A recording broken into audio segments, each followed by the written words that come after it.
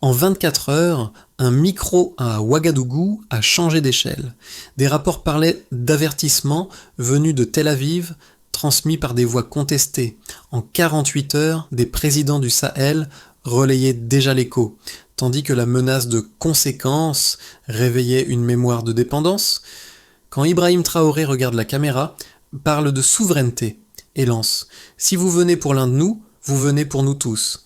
Que devient la règle tacite du silence africain, apprise pendant des décennies? Le plus bruyant ensuite fut l'absence de réponse dans les jours suivants, comme si le discours n'avait jamais existé. Ce récit ne promet pas un simple compte-rendu d'un discours, ni une glorification d'un homme isolé.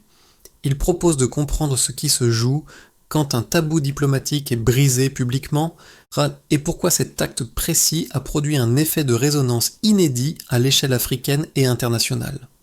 L'enjeu pour le spectateur est clair, saisir comment une prise de parole peut modifier des rapports de force, redéfinir des lignes de solidarité et exposer les limites réelles de l'influence extérieure sur le continent aujourd'hui.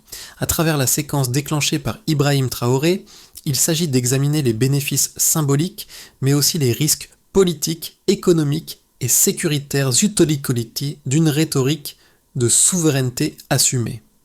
Ce cadre permet également de distinguer ce qui relève du symbole mobilisateur et ce qui engage des conséquences concrètes, mesurables pour les États concernés et leur population. La question centrale n'est donc pas de savoir si le discours était courageux, mais ce qui l'engage, pour le Burkina Faso, pour le Sahel et pour un ordre international habitué à d'autres équilibres.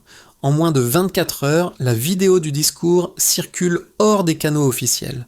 En 48 heures, des dirigeants du Sahel la relaient, et en une semaine, l'absence de réponse publique devient elle-même un signal politique. Ce renversement rapide explique pourquoi l'épisode dépasse le cadre d'une conférence de presse ordinaire. Un élément révélateur tient ici à un contraste simple. Ce qui était censé rester discret, voire dissuasif, a été rendu visible, assumé et partagé sans médiation diplomatique traditionnelle. Le contexte est essentiel pour comprendre la portée de cette séquence. Pendant des décennies, de nombreux États africains ont appris que contester publiquement des pressions extérieures entraînait l'isolement, des sanctions ou des représailles indirectes. Le silence, poli et calculé, était devenu une compétence diplomatique. Dans ce cadre, l'intervention d'Ibrahim Traoré à Ouagadougou rompt avec un réflexe profondément ancré. Il ne lit pas de texte préparé, ne nuance pas ses mots pour ménager des partenaires et s'adresse directement à la caméra, donc au public mondial, plutôt qu'aux seules chancelleries. Cette rupture intervient dans un Sahel déjà en mutation. Le Burkina Faso, le Mali et le Niger traversent une période de redéfinition stratégique, marquée par le rejet de certaines présences étrangères et par la recherche d'alliances alternatives. Les populations, en particulier les plus jeunes, sont connectées, mobiles sur les réseaux numériques et moins disposées à accepter des récits imposés de l'extérieur. Ainsi, lorsque le discours affirme que l'Afrique ne répondra plus aux menaces, il ne crée pas un sentiment nouveau, il cristallise une attente diffuse, longtemps exprimée en privé. La viralité observée n'est donc pas seulement liée au contenu des phrases, mais au moment précis où elles sont prononcées. Elle révèle un décalage croissant entre les pratiques diplomatiques héritées et un espace public africain qui se structure désormais sans attendre la validation des acteurs traditionnels. Le rôle central de cette séquence ne tient pas seulement au contenu du discours, mais à la figure qui l'incarne. Ibrahim Traoré apparaît alors comme un personnage guide, non pas au sens héroïque, mais comme un point de convergence entre une trajectoire personnelle et un moment collectif. Son uniforme militaire, son âge, un poids et son absence de notes visibles projettent une image de continuité avec le terrain plutôt qu'avec les codes diplomatiques classiques. Cette posture influence immédiatement la réception du message. Il est perçu comme venant d'un acteur engagé, non d'un intermédiaire institutionnel. Les effets se manifestent rapidement à plusieurs niveaux. Sur le plan médiatique, la scène rompt avec les formats habituels des conférences de presse africaines, souvent reléguées à des brèves. Ici, la mise en image, le ton direct et la clarté du propos favorisent une circulation virale. indépendante des grands réseaux d'information. Sur le plan politique régional, des dirigeants voisins relaient le message, parfois sans commentaire long, mais avec un geste symbolique clair. Partager, c'est s'aligner publiquement. L'impact se mesure aussi dans l'espace social. Dans les marchés, les universités, les groupes de discussion numérique, le discours devient un point de référence. Il n'est pas analysé comme une déclaration technique, mais comme une affirmation de dignité, facilement traduisible en discussion quotidienne. Cette appropriation rapide explique pourquoi l'épisode dépasse les cercles militants habituels. Ibrahim Traoré, à ce stade, n'est plus seulement un chef d'État s'exprimant, il devient un repère narratif autour duquel s'organisent des attentes, des espoirs, mais aussi des inquiétudes. Ce qui compte ici est immédiat et simple.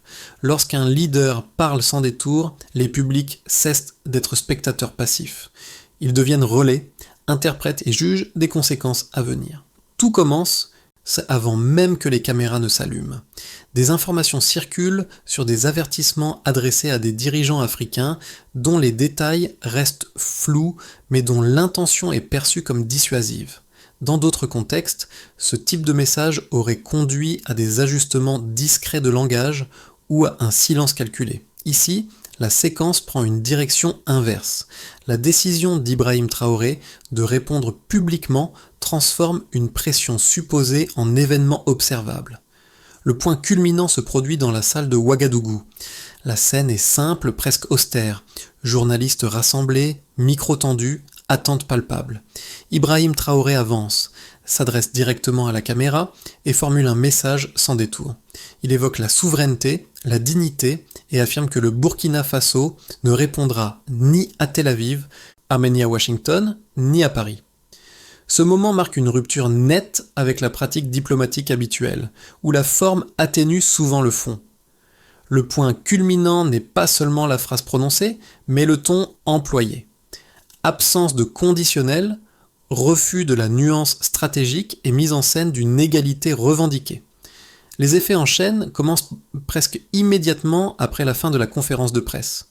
Dans les heures qui suivent, la vidéo quitte les circuits institutionnels pour circuler sur les réseaux sociaux. Les extraits sont partagés, commentés, traduits, parfois simplifiés en slogans. Cette diffusion rapide ne dépend pas d'un plan médiatique structuré, mais d'une adoption spontanée par des publics variés. Sur certaines plateformes, des hashtags émergent sans coordination centrale, là c'est traduisant une lecture collective du message comme un acte de défi partagé. À l'échelle régionale, la réaction prend une forme plus politique. Des dirigeants du Sahel relaient le discours ou en soulignent l'esprit sans nécessairement reprendre chaque mot. Le geste est suffisant pour signaler une solidarité implicite. Cette étape transforme l'événement initial en séquence régionale, où la parole d'un chef d'État devient un marqueur d'alignement potentiel. Dans ce processus, Ibrahim Traoré cesse d'être perçu comme un acteur isolé. Il devient l'un des visages d'une dynamique plus large. À l'international, la réaction la plus commentée est l'absence de réponse officielle. Aucun démenti public, aucune clarification détaillée. Ce silence inhabituel dans les échanges diplomatiques contemporains agit comme une réplique inversée. Pour certains observateurs, il traduit une hésitation. Pour d'autres, une stratégie d'évitement visant à ne pas amplifier le message. Quoi qu'il en soit, l'absence de réaction contribue paradoxalement à renforcer la visibilité de la séquence initiale. La ligne des événements montre ainsi une transformation progressive. Une pression présumée devient une déclaration publique. Une déclaration devient un symbole déclenche des lectures de multiples. Le passage du déclenchement au point culminant, puis aux effets en chaîne, révèle comment un acte de communication peut dépasser son intention première et redessiner, au moins temporairement, le terrain du débat politique africain. Avant la prise de parole, la situation de départ était relativement stable et prévisible. Les conférences de presse africaines portant sur la souveraineté ou les relations extérieures généraient une attention limitée, souvent cantonnée à des cercles spécialisés. La diffusion suivait un schéma classique, reprise par quelques médias régionaux, citation partielle dans la presse internationale, puis disparition rapide du cycle de l'actualité. Dans ce cadre, l'exposition restait fragmentée et l'impact mesurable sur l'opinion publique demeurait faible. L'écart observé apparaît immédiatement après la conférence de presse d'Ouagadougou. En moins de 48 heures, la vidéo circule massivement sur plusieurs plateformes numériques, dépassant les frontières linguistiques et géographiques. Ce saut n'est pas seulement qualitatif, il est structurel. Le message n'est plus filtré par des rédactions ou des porte-paroles officiels, ça m'est relayé directement par des utilisateurs ordinaires. Cette transition rapide du canal institutionnel vers le canal social marque un changement net dans la dynamique de diffusion. Un second indicateur concerne la vitesse d'adoption politique régionale. Habituellement, les prises de position africaines, jugées sensibles, donnent lieu à des réactions espacées dans le temps, souvent prudentes et formulées dans un langage diplomatique codé. Ici, en une semaine, plusieurs dirigeants du Sahel manifestent publiquement leur soutien, parfois par un simple partage, parfois par une déclaration brève. Ce raccourcissement du délai de réaction constitue un écart clair par rapport au comportement observé lors d'épisodes comparables précédents. Le troisième élément mesurable touche à l'asymétrie entre attention populaire et réponse institutionnelle. Alors que l'engagement numérique augmente fortement, la réponse officielle attendue reste absente. Le contraste entre une circulation intense du discours et un silence diplomatique persistant crée une tension visible. Ce décalage, loin d'atténuer l'événement, prolonge sa durée de vie médiatique. En termes simples, l'absence de contre-discours officiel agit comme un amplificateur indirect. Ces trois indicateurs, pris ensemble, dessinent une trajectoire claire, un point de départ discret, suivi d'une accélération brutale, puis d'un maintien prolongé de la tension. La déclaration d'Ibrahim Traoré n'introduit pas seulement un contenu nouveau, elle modifie le rythme et la géographie de la circulation de l'information politique africaine. Le passage de la situation de départ à l'écart observé révèle que la portée d'un discours ne dépend plus exclusivement de sa reconnaissance institutionnelle, mais de sa capacité à être approprié, réinterprété et rediffusé par des publics connectés. Il est important de souligner que ces mesures ne disent rien à ce stade de la durabilité politique de l'effet. Elles indiquent cependant un changement observable dans la mécanique de l'influence symbolique. Lorsque les canaux numériques court-circuitent les filtres traditionnels, une déclaration peut produire un impact disproportionné par rapport à sa forme initiale.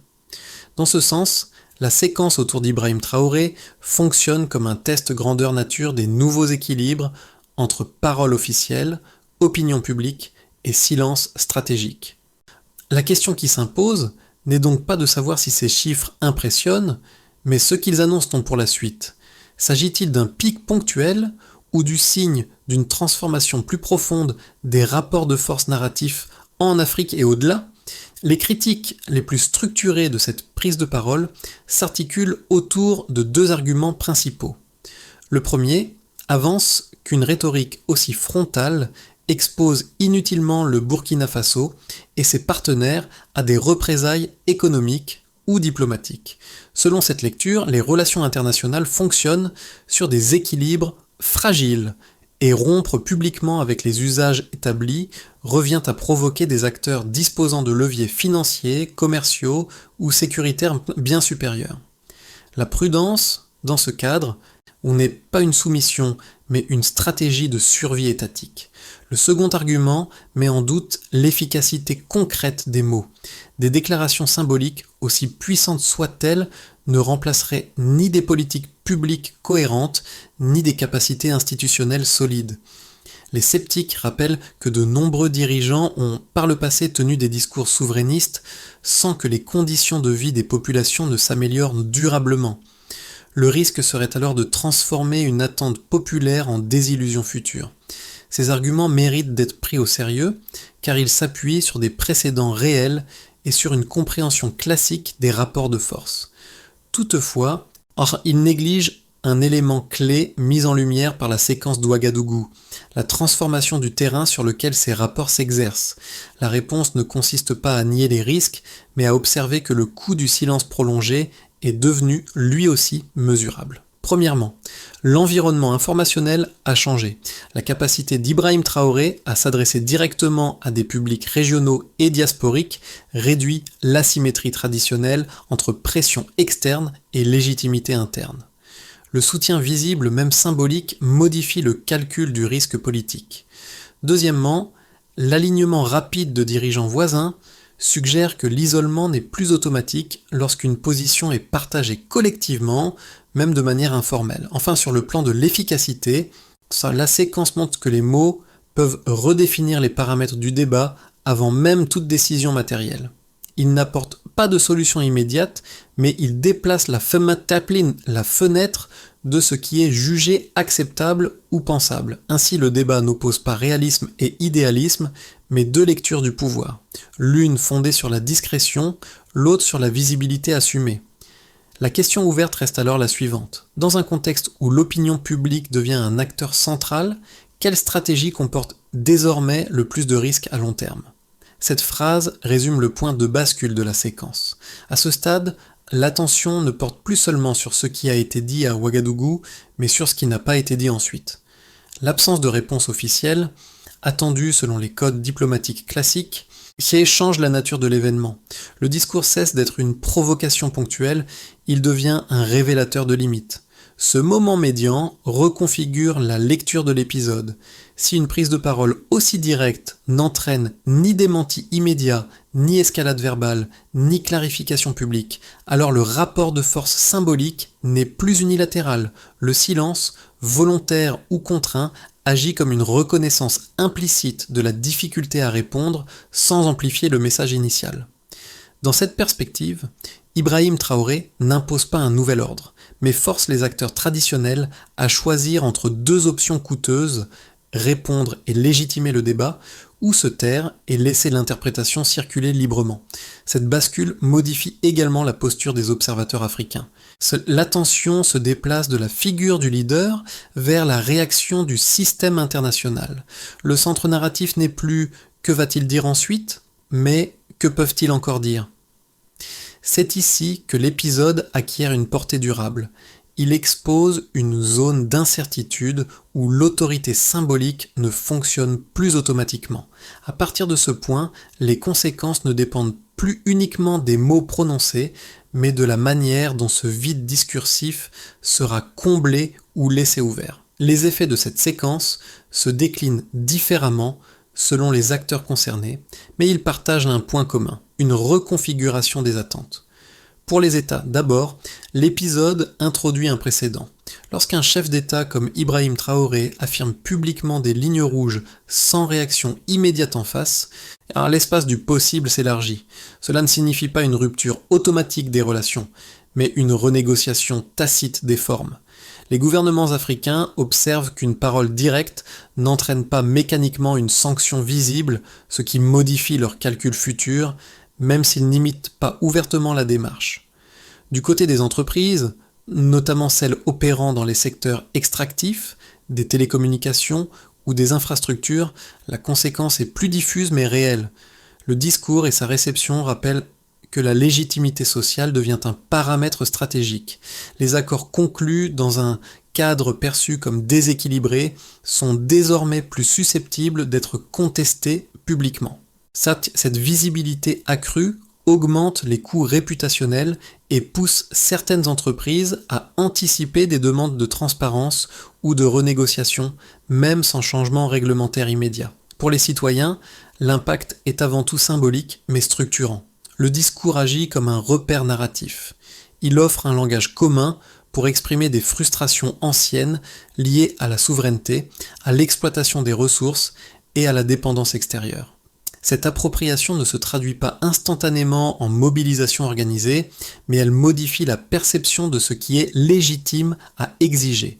Ibrahim Traoré devient ici une référence, non pour ses politiques concrètes à ce stade, mais pour avoir formulé publiquement ce que beaucoup jugeaient indicible.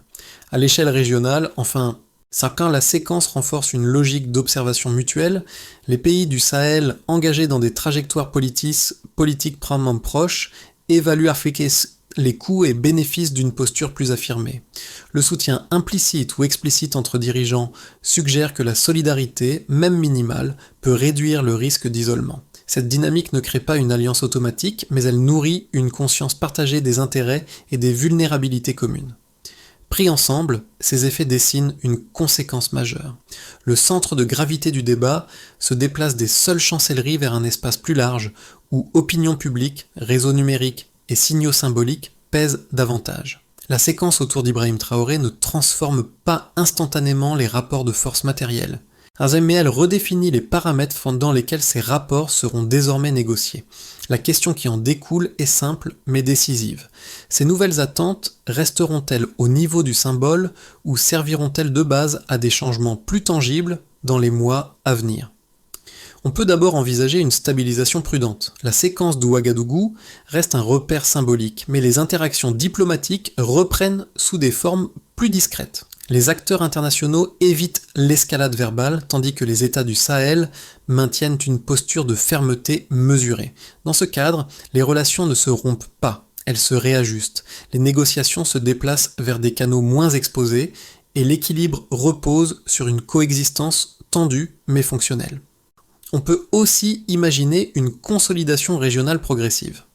Les signaux de solidarité observés se traduisent par une coordination plus visible entre pays voisins, notamment sur les plans sécuritaires et économiques.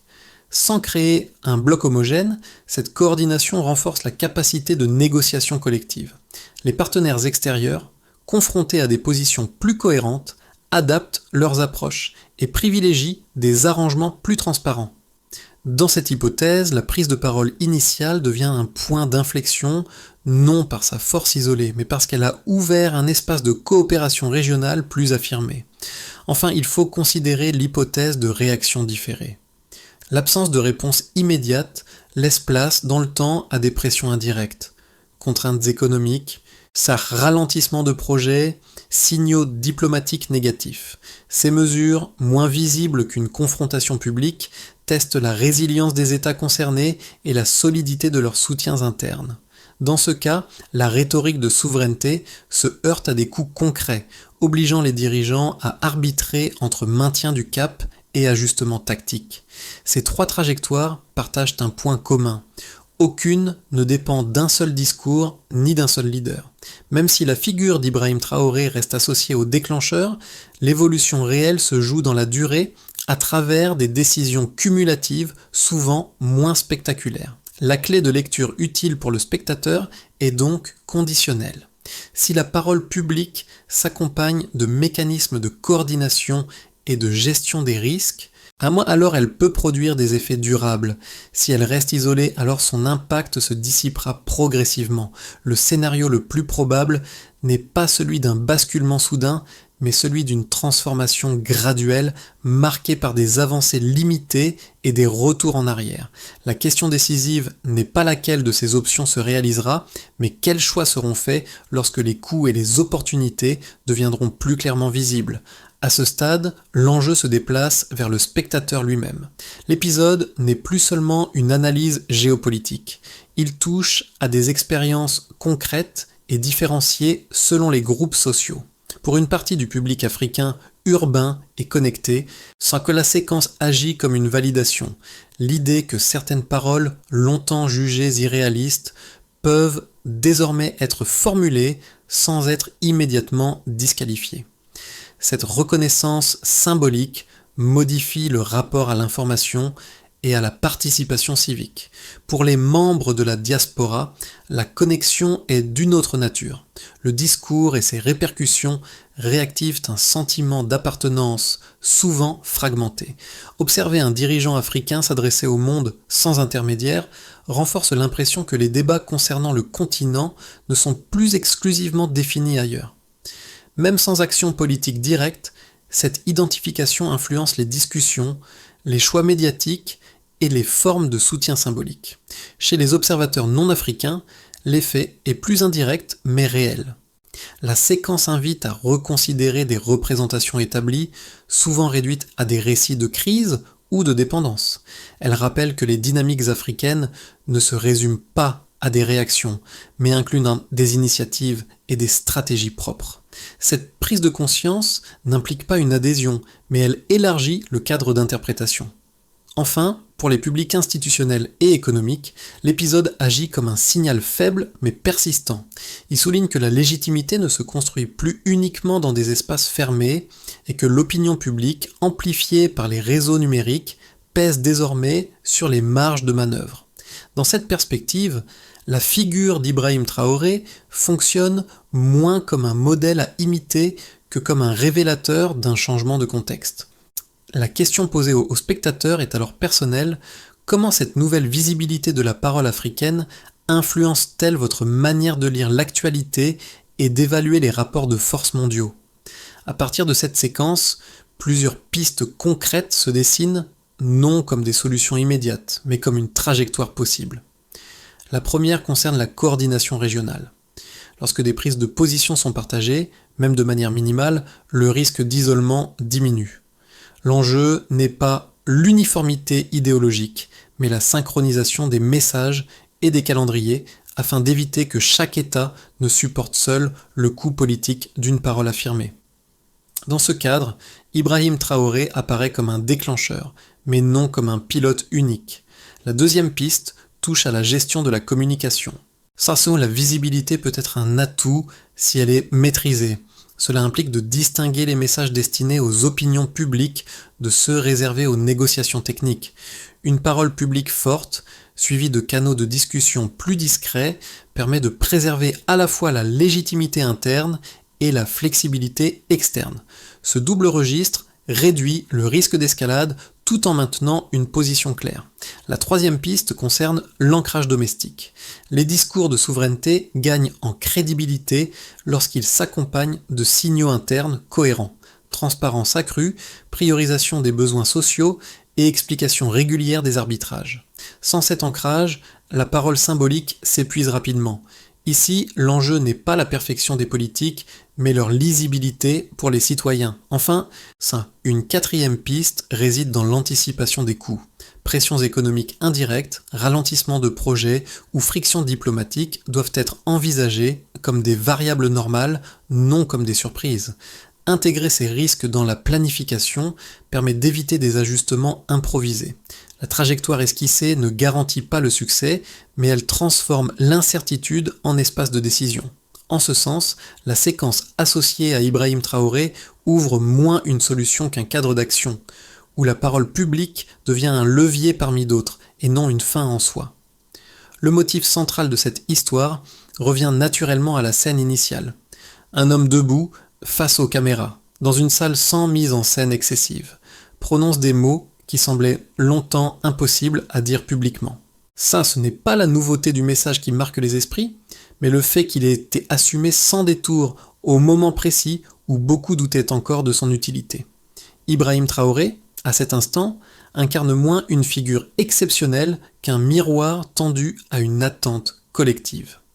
L'écho émotionnel de cette séquence tient à sa simplicité. Elle rappelle que les symboles comptent, non parce qu'ils résolvent des problèmes complexes, mais parce qu'ils redéfinissent ce que les sociétés jugent possible. Pour une génération habituée à voir les décisions se prendre ailleurs, la scène d'Ouagadougou agit comme une rupture psychologique. Elle suggère que la parole peut précéder l'action et parfois la rendre pensable. Ce rappel du motif initial permet de comprendre pourquoi l'épisode persiste dans les mémoires. Il ne s'agit pas d'un aboutissement, mais d'un point de passage. La flamme allumée est fragile, exposée au vent contraire, mais elle existe désormais. La phrase qui s'impose alors est brève et nette: le courage est contagieux. À travers Ibrahim Traoré, ce moment relie passé et présent, espoirs anciens et réalité actuelle.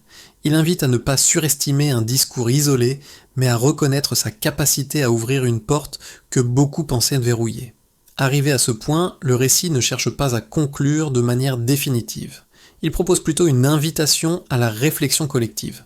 L'épisode d'Ouagadougou, associé à Ibrahim Traoré, montre que certains moments déplacent les cadres sans encore produire de résultats visibles. Leur valeur réside dans ce qu'ils déclenchent ensuite: discussion, prise de position, ajustement discret ou simple changement de regard. Pour le spectateur, L'enjeu n'est pas d'adhérer à une lecture unique, mais de rester attentif aux suites.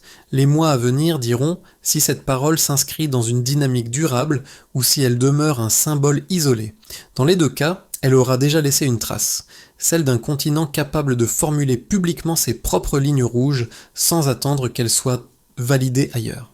L'invitation est donc simple et ouverte. Observer, comparer et interroger les évolutions à venir sans se contenter des récits dominants. Partager ce regard critique, c'est participer à un espace où les histoires africaines ne sont plus seulement racontées, mais discutées. La question finale reste volontairement ouverte. Ce moment sera-t-il retenu comme un tournant discret, ou comme une parenthèse symbolique dans une histoire plus longue ?